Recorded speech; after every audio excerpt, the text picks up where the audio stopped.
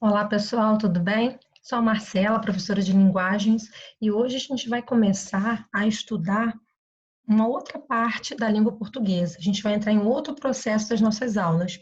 Então, a gente vai entrar na parte de morfologia, e hoje a gente vai estudar as classes gramaticais ou classes de palavras. Então, a gente vai organizar e vai classificar as palavras de acordo com a sua função no texto ou em uma frase, ok? Vocês lembram quantas classes gramaticais existem? Vou dar uma dica de uma, né? Substantivo. Vocês lembram as outras? Sabem quantas são? Vamos ver agora.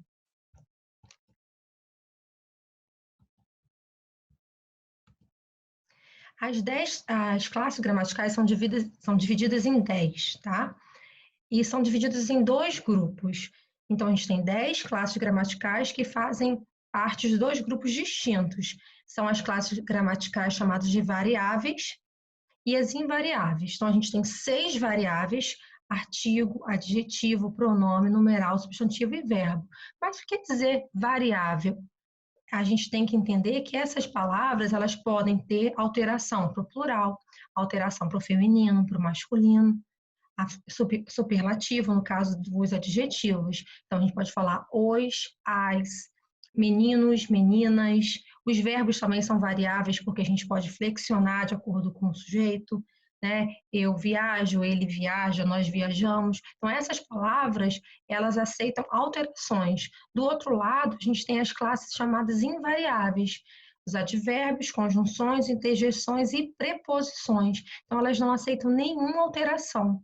Então, não depende se você usa a sua frase no plural, ou feminino, ou masculino as palavras, elas não vão mudar. No caso dos advérbios, por exemplo, advérbio de lugar, ali, essa palavra ali, ela vai ser sempre da mesma forma. No caso das preposições, até, com, para, essas palavras elas nunca vão mudar. Por isso que nós chamamos elas de invariáveis, ok? A gente vai ver agora todas as classes gramaticais, as 10 classes, e a gente vai se estender algumas mais do que outras por conta da função que elas têm nas frases, ok? A primeira delas é o substantivo. Então, substantivo é tudo que nomeia seres em geral, tá? É uma classe muito ampla, porque ela varia em gênero, pode ser masculino e feminino, número, pode ser singular e plural, e o grau, aumentativo e diminutivo. Aqui tem 3 frases com substantivo, mas o mais importante é a gente saber a classificação dos substantivos. Então, os substantivos eles podem ser próprios, eles podem ser comuns, por exemplo, de Recife e cidade, que é um substantivo comum. Pode ser concreto e abstrato, comida e fome, né? Cadeira e amor. Pode ser primitivo e derivado, exemplo de livro, de livreiro. Simples e composto, chuva, guarda-chuva, coletivo, não coletivo, plateia, espectador. Nós vamos ver depois uma outra parte da morfologia, que é a formação de palavras, e a gente vai entrar bastante nessa parte de classificação de simples e composto dos substantivos. Agora vamos falar de outra classe chamada dos verbos, tá?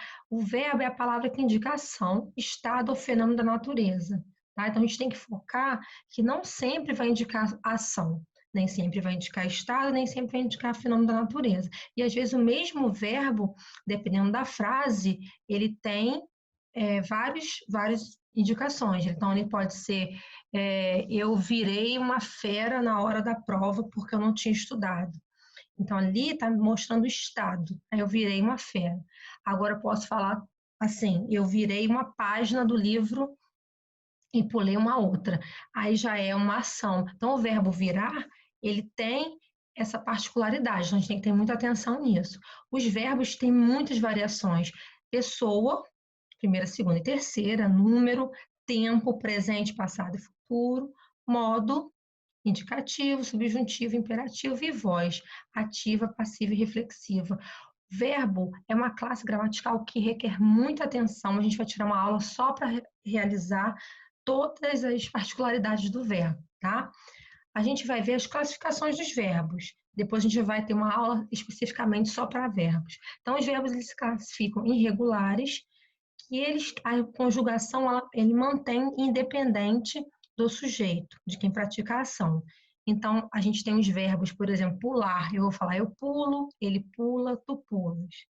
Aí o verbo vender, eu vendo, ele vende, tu vendes. Então, ele não vai ter essa alteração no radical, tá? A gente tem aquele verbo, lembra, na primeira conjugação, que termina com AR, o verbo na segunda conjugação, que termina com ER, e o verbo na terceira conjugação, que termina com IR. Ok, são os verbos regulares. Aí já começa a complicar um pouco. Tem os verbos irregulares, que eles não seguem nenhuma forma de conjugação. Então, ele tem irregularidade tanto no radical, que é o começo do verbo, quanto o final, que é a terminação. Dei 2 exemplos ao lado, eu de medir e fazer. Então, eu meço, tu medes, ele mede, nós medimos, vós medis, eles medem. Olha como é que o verbo mudou tanto. O verbo fazer é a mesma coisa. Eu faço, tu fazes, ele faz, nós fazemos, vós fazeis, eles fazem. Então, o verbo irregular, ele é totalmente diferente do regular. Você viu quando eu conjuguei o verbo pular? Eu não mudei o radical. Agora, no verbo irregular, olha o verbo medir, como é que eu tive que mudar, tá? Ainda pode complicar mais. A gente tem agora a classificação dos verbos, parte 2. São os verbos anômalos, que são os verbos que têm profunda alteração no radical. Exemplo do ir e do verbo ser. O verbo ser, por exemplo, eu sou, né? Tu és. Então, é bem diferente. O verbo ir, eu vou, tu vais, eles vão. Então, esses verbos, eles têm várias alterações no radical. Os verbos defectivos são outros verbos também bastante complicados. Por quê? Eles não apresentam a conjugação completa. Citamos o verbo, por exemplo, computar. Então, ele não tem a conjugação para eu, tu e ele, tá? Por causa do som, um som meio que errado, chamado de cacofonia. Então, eu não falo eu computo, por exemplo. A gente também tem os verbos abundantes, são aqueles que apresentam mais de uma forma. Geralmente tem no particípio na forma regular e irregular. Por exemplo, o verbo aceitar, ele pode ser aceitado e também pode ter um particípio irregular, aceito. Então, a gente tem esses 3 verbos, 3 classificações, anômalos, defectivos e abundantes, e a gente ainda tem os regulares e os regulares, ok?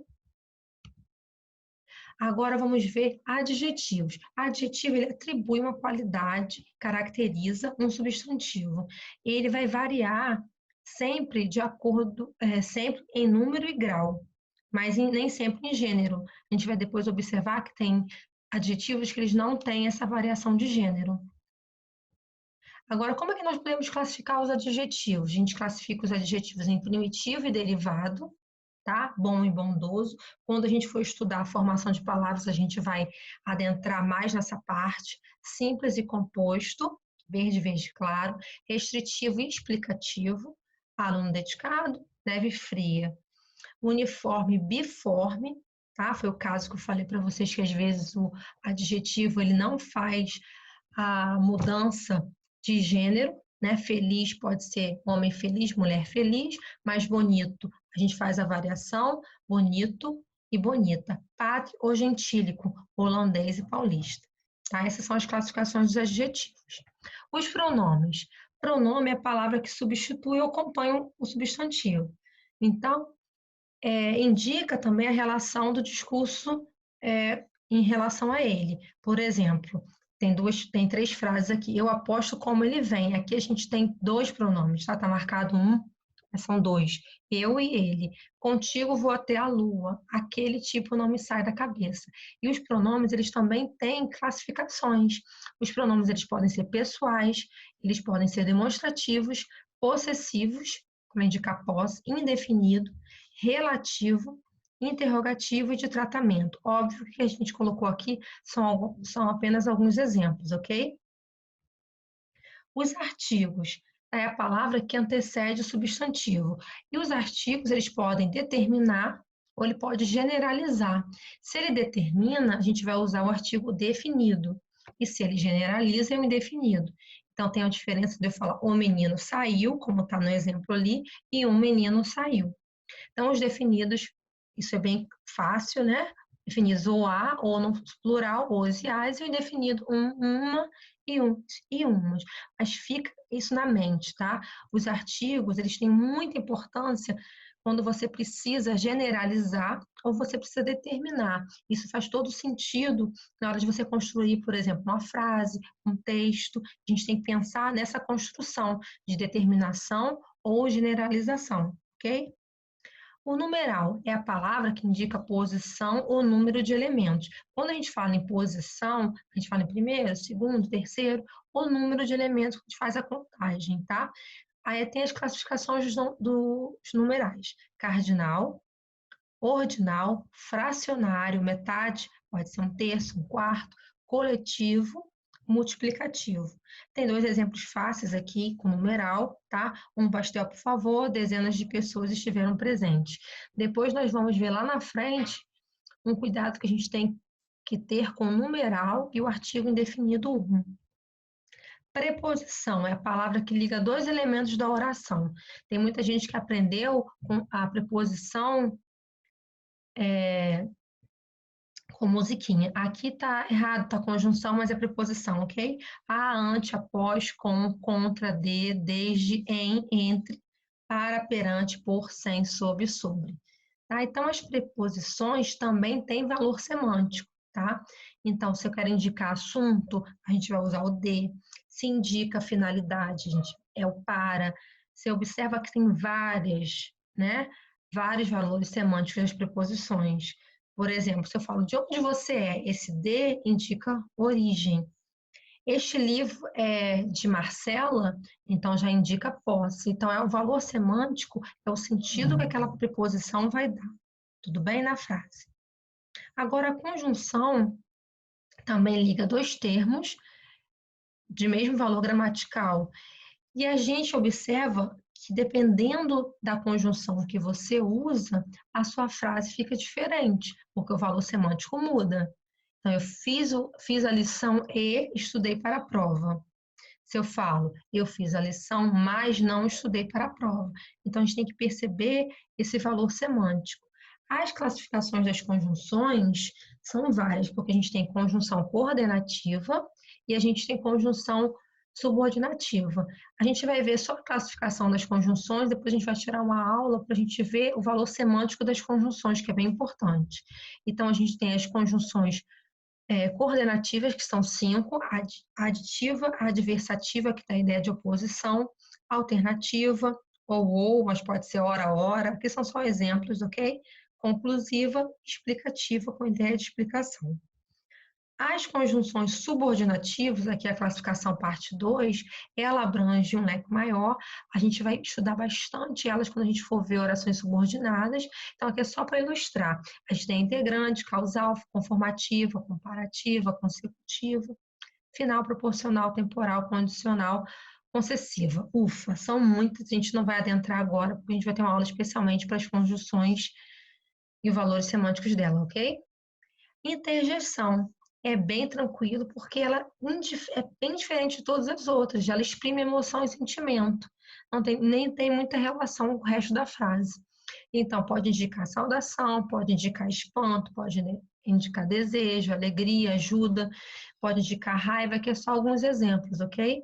E o último, não menos importante, são os advérbios, que é a palavra que modifica o verbo, o adjetivo ou outro advérbio. Ele expressa circunstância, referindo-se a adjetivos, verbos e os advérbios, mas nunca ele vai se referir a substantivo. Algumas frases com advérbio: o melhor resultado foi o do atleta estrangeiro. Não acho que trouxe folhas demais, o restaurante é ali. Então, todas essas palavras, elas expressam circunstâncias. E esses advérbios, eles são classificados, dependendo da circunstância que ele expressa. Então, ele pode ser classificado como advérbio de tempo, advérbio de lugar, advérbio de modo, advérbio de intensidade, dúvida, afirmação, negação, interrogação. Aqui são alguns só para ilustrar. Lógico, de tempo, a gente tem amanhã, agora, já, nunca, então a gente tem outros, ok? Agora a gente vai checar se está tudo ok, tá? Aqui, lembra que eu falei que a gente tem que ter atenção? Então, a gente tem na mente o que é um substantivo e o que é um adjetivo. Mas existe alguns momentos que o substantivo vai ter função de adjetivo, o adjetivo vai ter função de substantivo, tá? Então, dependendo da forma como a palavra é usada na oração, ela pode desempenhar a função de substantivo ou a função de adjetivo. É subjetivo quando serve de nome a algum ser ou objeto e adjetivo quando classifica um ser. Então, eu coloquei uns exemplos para você observar que a mesma palavra, dependendo da frase, ela tem uma função de um ou de outro. O velho reclamava de tudo. Então, substantivo. Esse casaco já está muito velho. Então, você observa que velho aí, em dois momentos usados em situações diferentes. Então, o velho seria uma pessoa, e o casaco está muito velho, eu estou caracterizando, estou dando uma qualidade para o meu casaco. Meu filho já é oficial das Forças Armadas, preciso de um documento oficial. Então, a gente tem que observar se está caracterizando, tem função de adjetivo. Tá? Se eu estou nomeando um ser, um objeto, tem função de substantivo. Outra coisa que a gente tem que tomar muita atenção, tem que ter muita atenção nas classes de palavras, é a diferença do artigo indefinido e o numeral. Olha os exemplos. Nestas férias eu consegui ler um livro. Nestas férias eu consegui ler só um livro. Então, aqui, no primeiro exemplo, nestas férias eu consegui ler um livro. Se trata de um livro de quantidade ou não? Vamos ler a explicação que eu coloquei aqui. Em se tratando do contexto comunicativo em questão, exemplo 1, o exemplo 1 se trata daquilo que foi lido, ou seja, a espécie, o livro. E nestas férias eu consegui ler um livro, eu consegui ler uma revista, eu consegui ler um e-mail. No segundo exemplo, indica-se se tratar desta vez de quantidade do que foi lido, ou seja, um somente. Nestas férias eu consegui ler só um livro, só 2 livros. Então, quando a ideia expressa pelo emissor não é ressaltar a quantidade, mas sim indicar a espécie, é o artigo indefinido. Então, nessas férias eu consegui ler um livro. Então, quando a gente quer especificar a quantidade, a gente está falando em numeral, tá? Agora, quando a intenção se revela para enfatizar a quantidade, no caso do segundo exemplo, estamos diante de um numeral. Nessas férias eu consegui ler só um livro, ou eu poderia ter falado só 2 livros, só um livro e uma revista. Então, nesse caso, é numeral, ok? Agora vamos conferir se está tudo certinho, se vocês conseguiram entender as características de cada uma e se a gente consegue agora entender nas questões, ok? É uma espécie nova, completamente nova, mas já tem nome. Batizei-a logo, vou lhe mostrar. Sobre o ponto de vista morfológico, em classificação de palavras, ok? As palavras destacadas correspondem pela ordem. Então a gente vê que nós temos 4. A gente tem mais, já, a e e. Então, como é que a gente poderia classificar essas palavras? A gente tem conjunção, preposição, artigo, pronome. Então, mas. Vamos pensar em mais. Se a gente acertar mais, a gente já vai na resposta correta. O que seria o mas? Vamos só nas primeiras palavras. Conjunção, advérbio, ou conjunção. Então, mais é uma conjunção, da ideia aquela de oposição, né? Eu estudei bastante, mas não fui bem na prova. Então, a gente já sabe ó, que pode ser a pode ser a C e pode ser a E. Então, olha a preposição, artigo e pronome, e depois de conjunção, na letra C, interjeição, artigo e advérbio. E a gente tem a letra E, conjunção, advérbio, pronome e pronome. Vamos checar?